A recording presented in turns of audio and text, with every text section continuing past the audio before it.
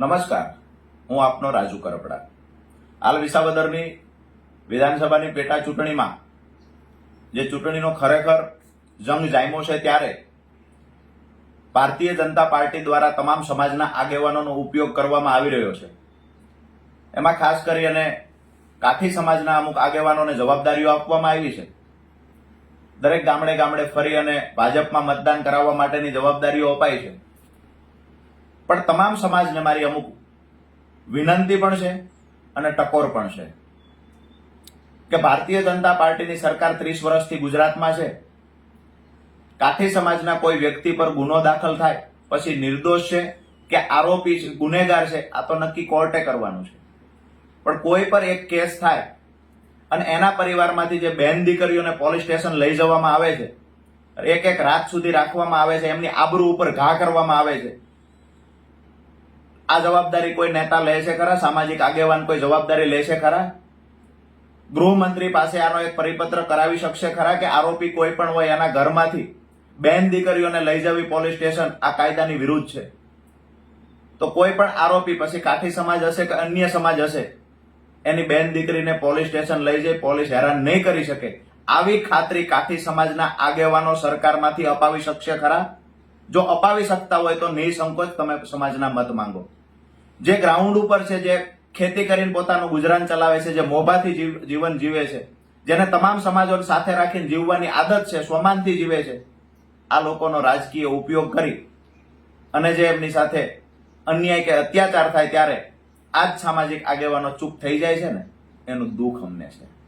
આ વાત કરીએ પાટીદાર સમાજની તો પાયલબેન ગોટી સાથે અત્યાચાર અન્યાય થયો તો પાટીદારની દીકરી પર અન્યાય થયો ત્યારે ભાજપના કેટલા ધારાસભ્યો ખુલીને બોલ્યા? આનું કોઈ નામ હોય તો મને આપજો.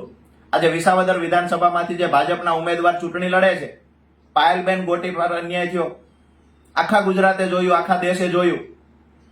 વિસાવદર વિધાનસભાના ભાજપના ઉમેદવારે સરકારમાં એક રજૂઆત કરી હોય કે આ દીકરી સાથે ખોટું થયું છે, એક રજૂઆત કરી હોય, એક પત્ર લખ્યો હોય તો મને બતાવજો. વાત કરીએ જસદણ વિછિયાની, આજે કોળી સમાજના અમુક આગેવાનોને જવાબદારી આપવામાં આવી છે સામાજિક લેવલે કે કોળી સમાજના મત ભાજપમાં અપાવો. પણ જસદણ વિછિયામાં 6 મહિના નથી થયા હજુ ઘટનાને, 85 થી વધારે કોળી સમાજના લોકોને ખોટી રીતે 307 જેવી ગંભીર ગુનામાં ફસાવી અને પોલીસે માર માર્યો અને જેલમાં પૂરી દીધા. એ દિવસે સમાજનો એક પણ આગેવાન ભાજપ સાથે જોડાયેલો બહાર નથી આવ્યો. મારી વાત એટલી છે કે ગ્રાઉન્ડ પર રહેલા, ગામડાઓમાં રહેલા મતદારોને રાજકારણ સાથે કોઈ લેવા દેવા નથી.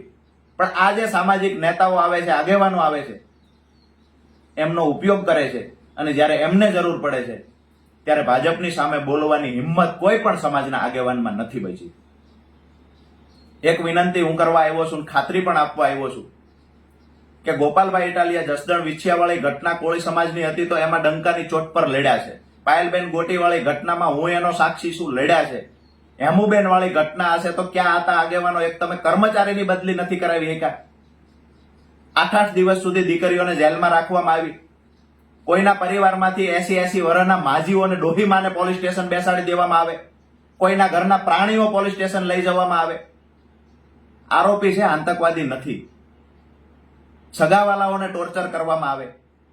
ભાજપ સાથે જોડાયેલા નેતાઓને કહીએ છીએ જો તમારામાં તાકાત હોય કે ગૃહમંત્રી પરિપત્ર કરી દે અથવા ગૃહમંત્રી પોલીસને સૂચના આપી દે કે આરોપીને તમે ફૂંકી મારજો, પણ એના પરિવારની બેન દીકરીઓને ક્યારે હેરાન ન કરતા, આટલી ખાતરી સમાજના આગેવાનો આપી શકતા હોય પછી તમામ સમાજના આગેવાનોને કહીએ છીએ જો આટલી ખાતરી આપી શકતા હોય તો સમાજનો ઉપયોગ કરજો, બાકી રાજકીય હાથો બની અને સમાજને હેરાન કરવાનું કામ ન કરશો.